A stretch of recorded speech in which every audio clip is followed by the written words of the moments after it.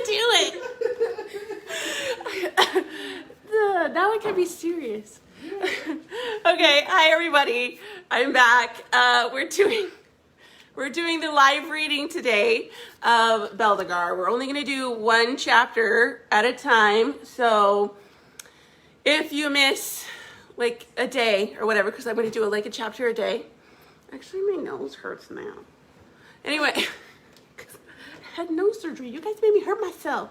Okay, we're going to do a chapter a day. So if you miss it, make sure just to check my site and go through my videos, and I'll label them chapter 1, chapter 2, chapter 3, chapter 4, until we get to 11, because there are 11 chapters in this book.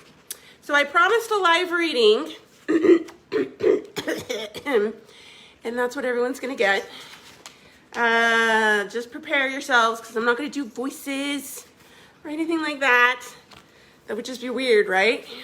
Just kidding. So, Beldagar, we're going over again. Beldagar is my little novella, and we first see his character in book 3, The Golden Catacombs, okay? And like I said, when I was writing it, I loved his character so much that I'm like, he needs his own story. And I don't think that this will be the last that we see of Beldagar for sure. But I'll have to whip that together in my brain as we go along. Anyway, so first, well, you don't have to really, because Beldagar is an open and closed story that you can read, basically. But we first see him in this one. So if you haven't read any of my series, my book series, start with this one, A New Recruit. See, it won a pretty little award. And so did the second one, but it doesn't have it on there yet.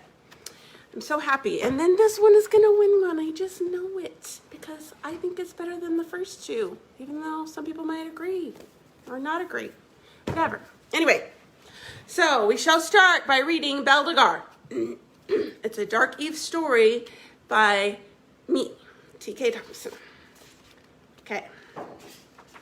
Only reading a chapter. And there might be some commentary at the end, depending on how I feel that the reading went. Okay? All right. Don't judge me. Chapter 1. Beldagar. Beldagar's life was haunted. He had died again in his dreams last night. The dark shadow in the gold mine found him. It always found him. He sat on the heaped earth, trying to dispel the impending doom that awaited him within the mine. His peaceful, familiar backyard gave little comfort.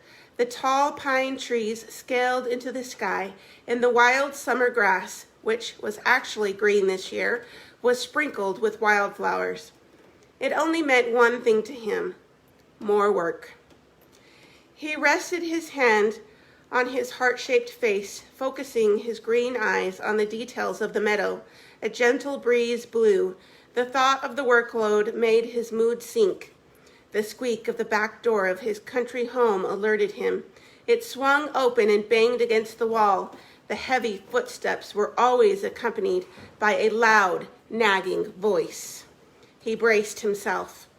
"You oblivious boy, get up. They're expecting you in the mines. Why do I always have to yell to get you to do what you're supposed to? You're an hour late at least. Beldagar, are you listening to me?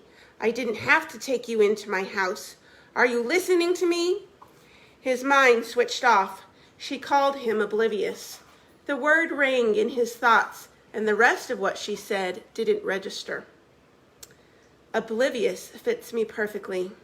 He no longer heard any sound at all. He glanced back over his shoulder. She was still on a rampage. Her motion and speech slurred, drawn out in time. He didn't know how he did it, but when he wanted to turn it off, it was a simple click in his head. He refocused on the wildflowers, watching them sway. The view magnified in his vision. His orphaned life never escaped him. His adoptive caretaker, Maud, was his faithful reminder. Maud the nag, Maud the monster, Maud the very bloated, ugly, balding hag that only yelled. Maud, whose weapon of choice was a straw broom. His life was worthless, except to compensate the charity that they had so graciously bestowed upon him. What would it have been like to be left at any other person's doorstep?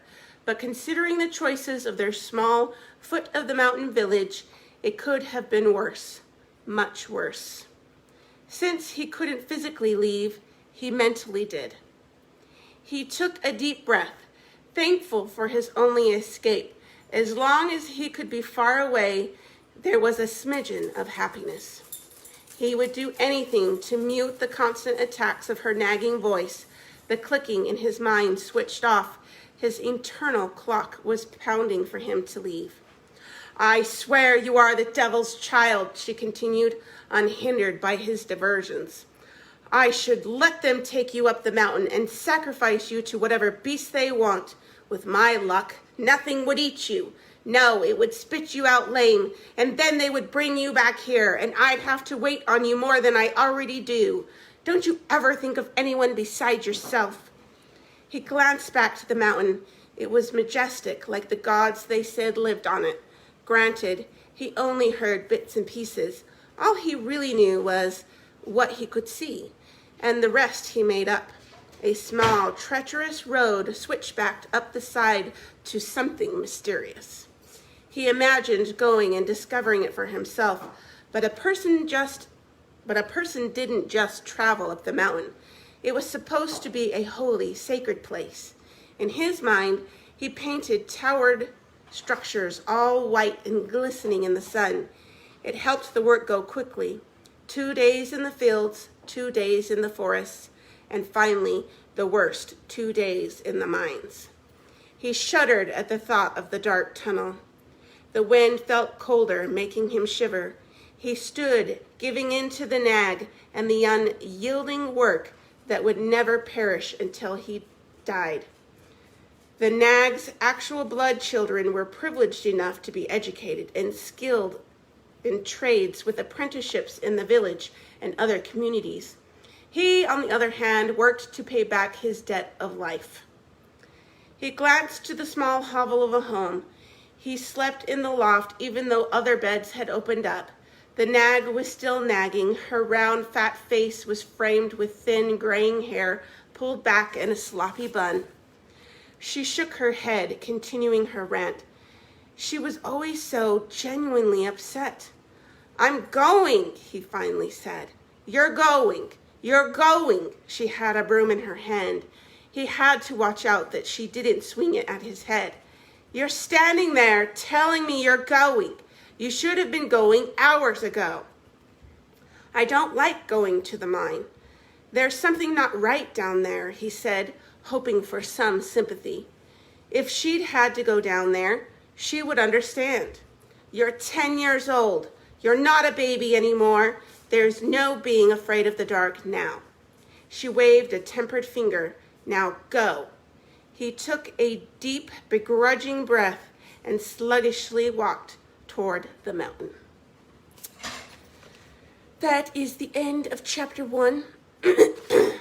So, my commentary for this chapter is, obviously we have set up the scene that Beldagar is an orphan and has been taken into this home, left on her doorstep as a baby. And he works to pay back his life to them, because basically he wouldn't have survived without them, right? Painting that picture.